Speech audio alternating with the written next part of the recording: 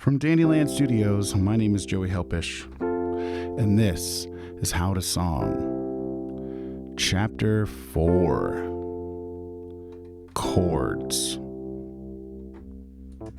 Okay, first we're going to have to talk about some woo-woo-ness, some weirdness, and that is that when you were in the womb, it was a much lower frequency than this, but essentially the tone that you heard as you were grown in the womb was something like this, maybe like that, but it was probably even lower. And that is what we call a perfect fifth. And that happens when you have one note and then 1, 2, 3, 4, 5, 6, 7 notes, or semitones, we call them, above that. And if you have 12 semitones, by the way, because there's 12 semitones in modern common music, that's a perfect octave, right? So right away, we have a root, what we call it, whatever your bottom note is, your home note, your resolve note. We have a perfect fifth, and then we have a root right above that. So that makes what we call a fifth chord. On a guitar, they're very easy to play. We call them power chords. You just put your finger on a fret and then another finger on the next string over 2 frets above that, and you get this sound. We call those power chords.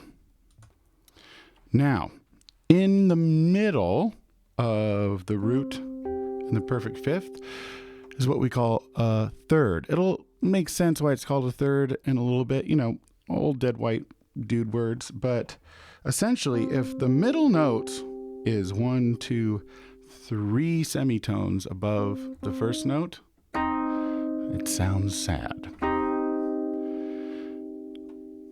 But if it, instead of 3 semitones above, it is 4 semitones, it sounds happy.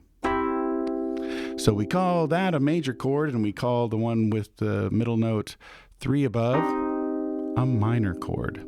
If you're on a guitar, this is real easy. This is frets, right? So we just do that C note or any note and then go 1, 2, 3 frets above that, or 4, and then 7 frets above that is our fifth. So that's how we get simple triad 3-note chord that's either minor or it's major. Oh, make something terrible. Look, I promise I'm going to get better at this, but I'm just trying to make something terrible and do it again. Okay, so we're going to talk about the C major scale because it's the easiest. It's the white keys. And it's just C, D, E, F, G, A, B, and C again. And it just keeps going. Now, so that's our scale. And how you find the chords in the scale is you do this trick where you take one note, and then in the scale, we're not doing semitones, we're taking steps in the scale. So 1, 2, 3, 4, 5, 6, 7, and then 1 again. We're going to do the 1, and then we're going to skip a step in the scale and do the 3. Then we're going to skip a step in the scale and do the 5. That's our first chord, and it's a major. Why is it a major? Because this middle note is 4 semitones above the root. So that's our 1 chord. It's a C major. Our 2 chord, we just go to the second note, and we do the same thing again. This is a D minor. And how do we know it's a D minor? Because, first of all, it sounds sad. But that note right there is 1, 2, 3 notes above the first note. And we just keep going. That's an E minor. It's an F major. It's a G major. That's an A minor. This we call the murder chord. That's a B minor diminished, and it's almost never used. The notes just have to be there. And then back. So we have C, D minor, E minor, F, G, A minor, B murder chord. We're back to the C. So any combination of these chords, we're going to do a 1 and a 2. Just count a 4 for each.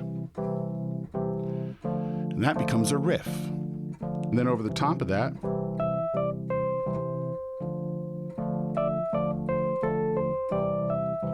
just any note in the scale.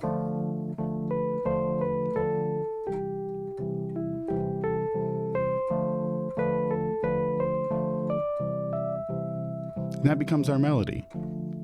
So now I can go da, da, da, da, da, da, da, da, da, da, da. So I have a basic chord structure and a basic melody. Then I count the notes. 1, 2, 3. 1, 2, 3, 4, 5. 1, 2, 3. 1, 2, 3, 4, 5. 1, 2, 3. 1, 2, 3, 4, 5. Then I just fill in those syllables with words and stuff. I'm singing a sweet melody. The thing is, my potato can sucks a lot, but I'm just doing it anyway. 'Cause my cat chewed through my adapter. My cat chewed through my iPhone adapter. So you gotta look at my potato. Okay, I'm gonna stop. But obviously you see you can start to build upon that and kind of color outside of the lines a little bit. And so we can take this concept to different keys. Like, let's do A harmonic minor. You can literally, I used to do this. I mean, we used magazines back in the day, but now you got the internet. I just find a scale, A harmonic minor. And then figure out the chords that work that have a perfect fifth. And then just combine a couple. I'm just going to do A minor and E major. Da, da, da, da, da, da, da, da, da, da,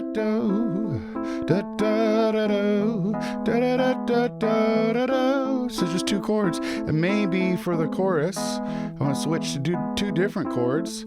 It's just going to be an F and then the E major again. And this is the chorus. This is the chorus. Or maybe it's the pre-chorus, 'cause I kind of want to go back up to the A minor. Da, da, da, da, da. And then you can even get experimental with it. You don't always have to follow these keys and stuff. You can kind of go, okay, I'm going to do A minor, then D minor, but then D major. Oh, wait, what if it's A minor, then D major? Okay.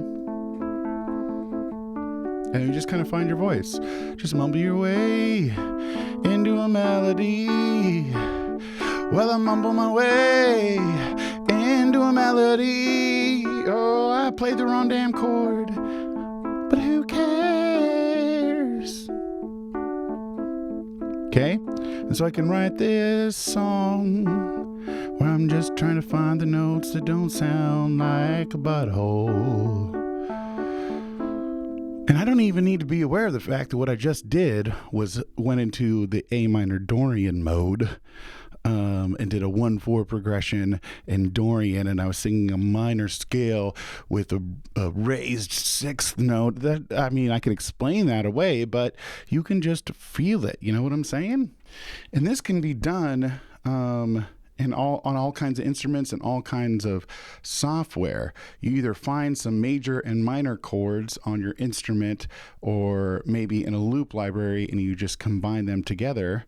Or if you're using like a drum pad or something with a single note, you just remember that you play one note and then 3 semitones or frets or blocks or notes. 3 semitones above that makes it minor, 4 makes it major, and then 7 from the root on the top makes it a fifth. So here's your homework. Take a couple chords and throw some words or melody on top of it. Upload it to the internet and tag me. And look, if you're not comfortable doing that, but you still want to do something that requires a little accountability, helpish, HELPISH @gmail.com. Just email that thing to me. I hope you have a badass day. I love you.